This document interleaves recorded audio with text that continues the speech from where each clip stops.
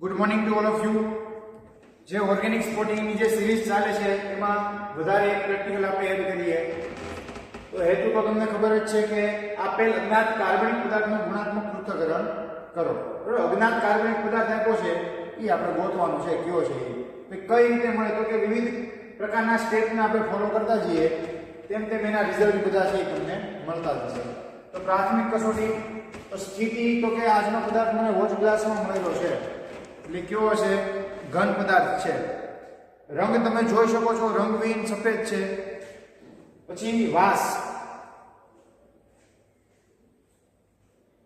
કોઈ વિશિષ્ટ પ્રકારની વાસ આવતી નથી. તમને આપવામાં આવેલા જે પદાર્થો છે એમાંથી અમુક પદાર્થો છે કે એની વિશિષ્ટ સ્મેલ તમને આવે છે, આમાં પણ વિશિષ્ટ વાસ આવતી નથી. તમે આની પોર્સેલિનના પીસ ઉપર તમે ગરમ કરશો તો તમને આમાંથી મેસવાળી જ્યોત મળશે.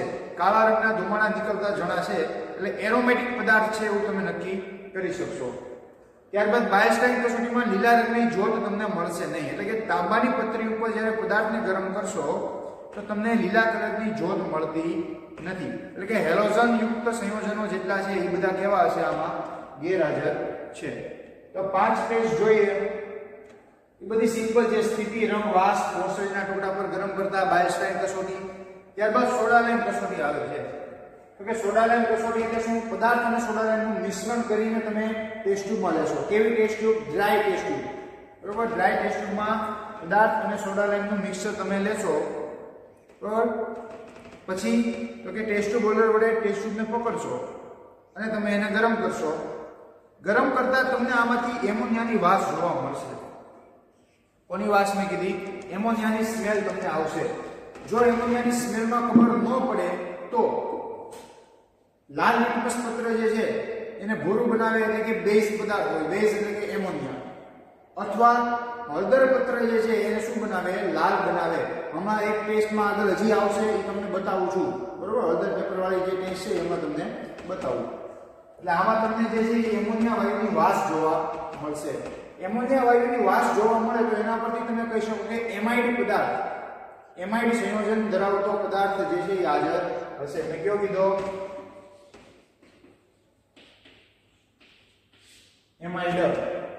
એ જ પ્રકારે પદાર્થને શુષ્ક કક્ષમાં ગરમ કરશો તો એમાંથી પણ તમને એમોનિયા વાયુની વાસ જોવા મળશે. તો ત્યાં પણ તમે એમાઇડ સમૂહ જે છે એ હાજર છે એમ તમે કહી શકો. સંતૃપ્તતા કસોટીમાં પદાર્થ સંતૃપ્ત હશે કારણ કે કેમિનો કોનો રંગ દૂર કરશે નહીં. એટલે કે એક પછી એક ટેસ્ટ આપણે કરતા જઈએ પણ આ બધી બતાવવાની જરૂર હવે છે નહીં. તમે 2-3 વાર કરેલી જોઈ છે એટલા માટે. દ્રાવ્યતા કસોટી, પદાર્થ ગરમ પાણીમાં કેવો થઈ જાય છે? દ્રાવ્ય થઈ જશે. પદાર્થ ગરમ પાણીમાં દ્રાવ્ય થઈ જશે. ત્યારબાદ પદાર્થનો રાસાયણિક સ્વભાવ નક્કી કરવો.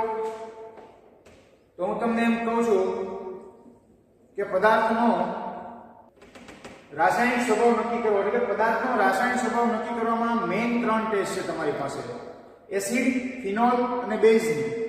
બરાબર, પદાર્થ વત્તા સંતૃપ્ત NaCO3 એટલે કે સોડિયમ બાયકાર્બોનેટનું તમે દ્રાવણ એમાં એડ કરશો. બીજામાં તો કે પદાર્થ વત્તા NaOH નું દ્રાવણ એડ કરશો અને ત્રીજામાં પદાર્થ વત્તા HCl. જો પદાર્થ દ્રાવ્ય થાય તો આગળ વધવાનું છે, પણ આમાં કે એવું બનતું નથી. એટલે કે એસિડ, ફિનોલ, બેઝ ત્રણે કેવા છે? ગેરહાજર છે. જો એસિડ, ફિનોલ, બેઝ ત્રણેય ગેરહાજર હોય તો તમે પદાર્થનો રાસાયણિક સ્વભાવ કેવો કહી શકો છો? ન્યુટ્રલ એટલે કે તટસ્થ પ્રકારનો. કેવો? તટસ્થ પ્રકારનો આપણો પદાર્થનો રાસાયણિક સ્વભાવ છે. ત્યારબાદ તટસ્થ FeCl3 ની કસોટી આવે તો પદાર્થનો રાસાયણિક સ્વભાવ કેવો છે? તટસ્થ. તો પદાર્થનો રાસાયણિક સ્વભાવ તટસ્થ હોવાને લીધે એટલે કે ન્યુટ્રલ હોવાને લીધે આ કસોટી શક્ય નથી. બરોબર છે. જર્નલમાં જો અમે ભૂલચૂક જે કોઈ હોય એ બધી સુધારીને તમને મોકલીએ છીએ, છતાં ક્યાંક ભૂલ રહી ગઈ હોય એવું 99% બનશે જ નહીં. છતાં રહી ગઈ હોય તો એ તમારે તમારી રીતે સુધારી લેવાની રહેશે. ત્યારબાદ પદાર્થ વત્તા NaOH પ્લસ ગરમી, પદાર્થ પ્લસ NaOH પ્લસ ગરમી. આ ટેસ્ટ જે છે એ આપણે કરીએ. એટલે કે એક ટેસ્ટ ટ્યુબ લેશો તમે, એમાં શું કરશું? આપણે પદાર્થ લેશું.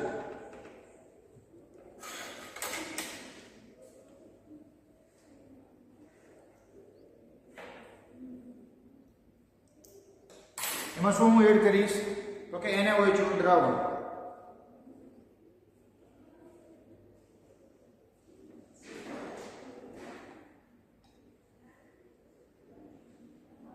પદાર્થ જે છે મેં થોડોક વધારે લીધેલો છે, કારણ કે એમોનિયા વાયુ જો ઉડી જાય તો પછી ટેસ્ટ આપશે નહીં.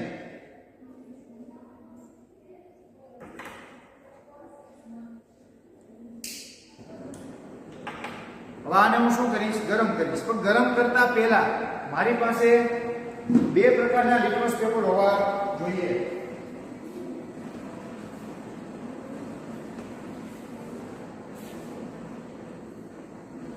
અને આ લિટમસ પેપર જે છે એ કેવા હોવા જોઈએ, ભીના હોવા જોઈએ.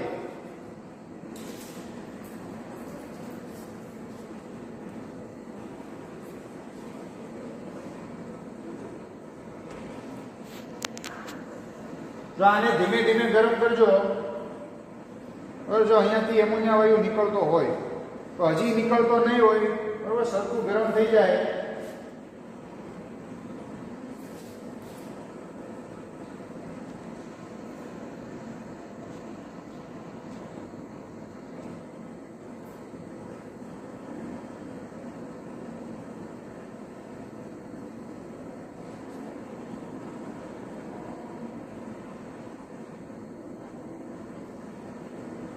જો આ થોડુંક એવું લાલ થયું છે,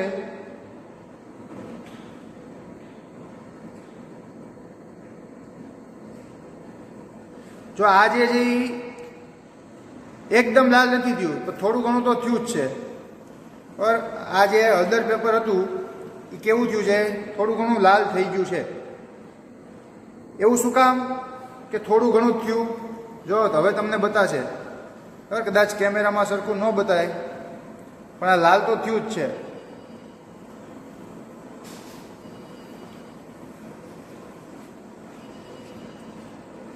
ઓકે, તો આ પ્રકારે તમે એમાં એમોનિયા વાયુની હાજરી જે છે એ તમને જોવા મળે છે, એમ તમે કહી શકો. ગેસ એટલે કે પદાર્થ પ્લસ NaOH પ્લસ ગરમી આપતા તમને એમોનિયા વાયુની વાસ આવશે, અથવા તમે આ પ્રકારે નક્કી કરી શકો છો. એટલે એમાંથી તમને એમોનિયા વાયુની વાસ મળતી હોય તો હજી કહી શકો કે એમાઇડ સમૂહ હાજર હોઈ શકે. અને છેલ્લી જે છે પદાર્થ પ્લસ સાંદ્ર H2SO4 પ્લસ ગરમી, પ્રાથમિક કસોટીમાં છેલ્લી કસોટી છે પદાર્થ પ્લસ સાંદ્ર H2SO4 પ્લસ ગરમી, તેમાં કોઈ વિશિષ્ટ અવલોકન તમને જોવા મળતું નથી. એટલે કે કાર્બોહાઈડ્રેટ ને એવા બધા પદાર્થો કેવા હોઈ શકે, ગેરહાજર હોઈ શકે છે. એટલે પ્રાથમિક કસોટી જે હતી પૂરી કર્યા બાદ હવે શું આવે, લેસાઈન કસોટી. એટલે બી વિભાગ આપણો જે છે એ શું આવશે, લેસાઈન કસોટી.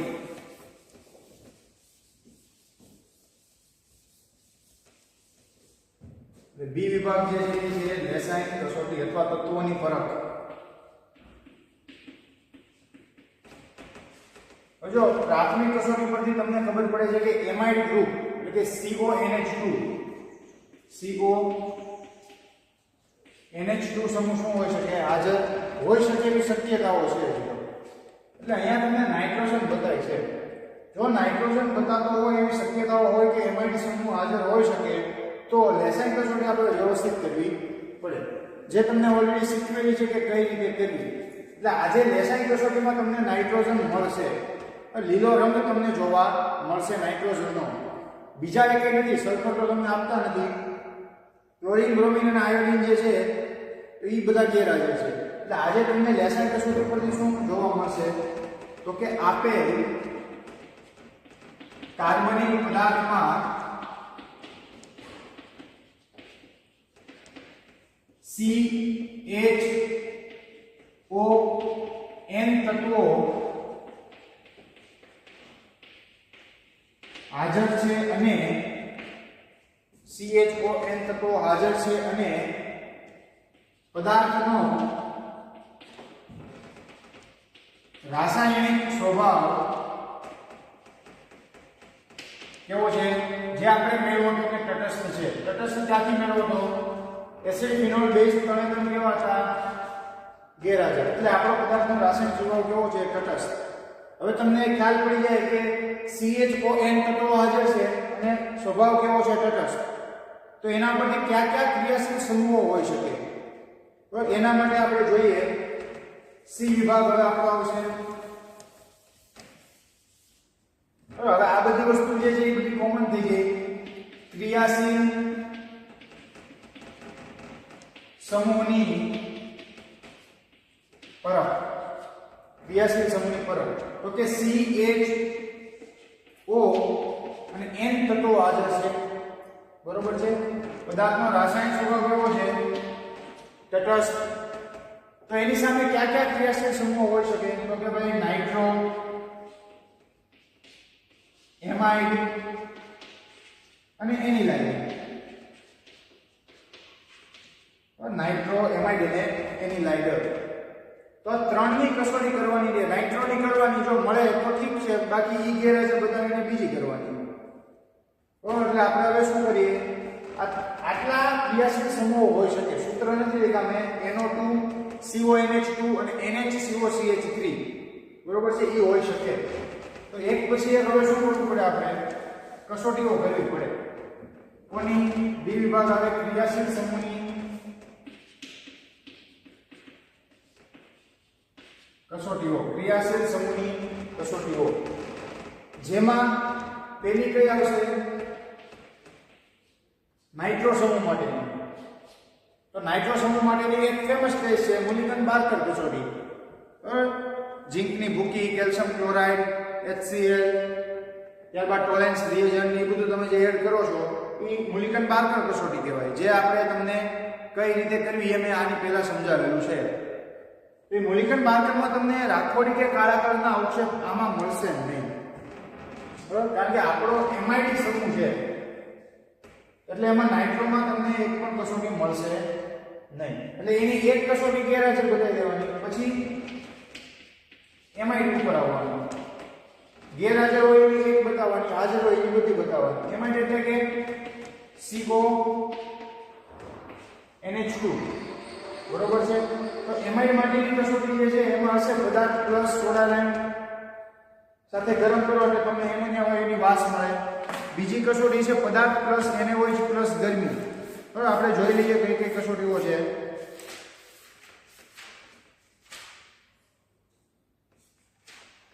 NaOH પ્લસ ગરમી, તો પણ તમને હમણાં મેં કરીને બતાવી હતી કે હળદર પેપરને લાલ બનાવે એટલે કે એમોનિયા વાયુની વાસ તમને જોવા મળે. તો એના પરથી તમે કહી શકો કે એમાઇડ સમૂહ જે છે એ ચોક્કસ હાજર હોવો જોઈએ.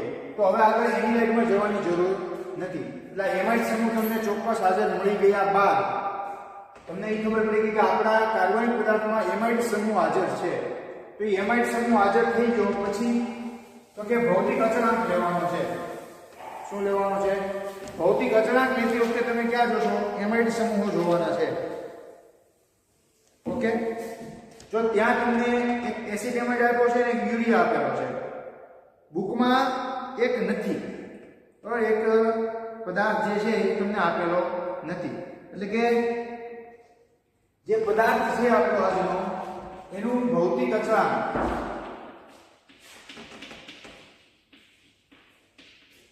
પદાર્થની સ્થિતિ ઘન પ્રકારની છે, એનું ગલન બિંદુ આવે. શું આવશે? ગલન બિંદુ. જે તમને કેટલું જોવા મળશે? તો કે 128 ડિગ્રી સેલ્સિયસ. જો બુકમાં આ પદાર્થ આપેલો નથી તો એ તમને મળી જશે. અને આ પદાર્થ કયો છે? બેન્ઝામાઇડ છે. કયો છે પદાર્થ? બેન્ઝામાઇડ અથવા બેન્ઝેમાઇડ, કે જેમાં એમાઇડ સમૂહ એટલે કે CONH2 સમૂહ જે છે એ રહેલો છે. અને બેન્ઝામાઇડનું બંધારણીય સૂત્ર તો કે બેન્ઝીનની રિંગ ઉપર CONH2, આને શું કહેવાય? બેન્ઝામાઇડનું બંધારણીય સૂત્ર કહેવાય, કે જેમાં CONH2 એટલે કે એમાઇડ સમૂહ આવેલો છે. તો આજના પદાર્થ કયો છે? બેન્ઝામાઇડ છે. એનું ગલન બિંદુ કેટલું છે? 128 ડિગ્રી સેલ્સિયસ છે.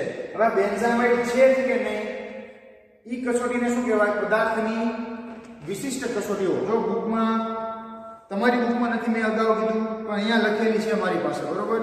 તો કે પદાર્થ જે છે રંગહીન છે, પાણીમાં અદ્રાવ્ય, બરોબર, ઠંડા પાણીમાં, ગરમ પાણીમાં દ્રાવ્ય છે, NaOH સાથે ઉકાળતા એમોનિયા વાયુની વાસ જોવા મળે છે. અને તમે એનિલિન સાથે ગરમ કરશો આ પદાર્થને તો એમાં તમને શું જોવા મળશે? બેન્ઝાઇલ તમને જોવા મળે છે. અને એનું ગલન બિંદુ તમે જોયું 128 ડિગ્રી સેલ્સિયસ એનું ગલન બિંદુ છે. તો આ પ્રકારે તમે આવી બધી એની વિશિષ્ટ કસોટીઓ કરશો તો તમને જોવા મળશે જે આપણે અગાઉ કરી ગયા પદાર્થ પ્લસ NaOH સાથે ગરમ કરતા સોડા આયન સાથે ગરમ કરતા તમને એમોનિયા વાયુ છૂટો પડતો હોય એટલે કે એ છૂટો પડે તો આપણે એની સ્મેલ આવે છે અથવા હળદર પેપરને શું કરે છે લાલ બનાવે છે અને છેલ્લે આપણે શું લખીએ છીએ પરિણામ હવે આ પદાર્થ માટેનું પરિણામ જે છે એ લખીએ છીએ તો કે સંતૃપ્ત પદાર્થ છે એ તો આપણે જોયું હવે તમને યાદ રહી જવું જોઈએ પછી તો કે એરોમેટિક છે રાસાયણિક સ્વભાવ કેવો છે તો કે તટસ્થ પ્રકારનો છે પછી તો કે કયા કયા તત્વો હાજર છે CHO અને N એમાઇડ જે છે નાઇટ્રોજન હાજર છે પછી પાંચમું કયો ક્રિયાશીલ સમૂહ હાજર છે તો કે એમાઇડ પછી તો કે એમાઇડ નું એટલે કે ક્રિયાશીલ સમૂહનું સૂત્ર તો કે CO NH2 પછી 7મા નંબરમાં શું આવે છે ગલન બિંદુ ઘન પદાર્થ છે એટલા માટે 128 ડિગ્રી સેલ્સિયસ પછી પદાર્થનું નામ શું છે બેન્ઝામાઇડ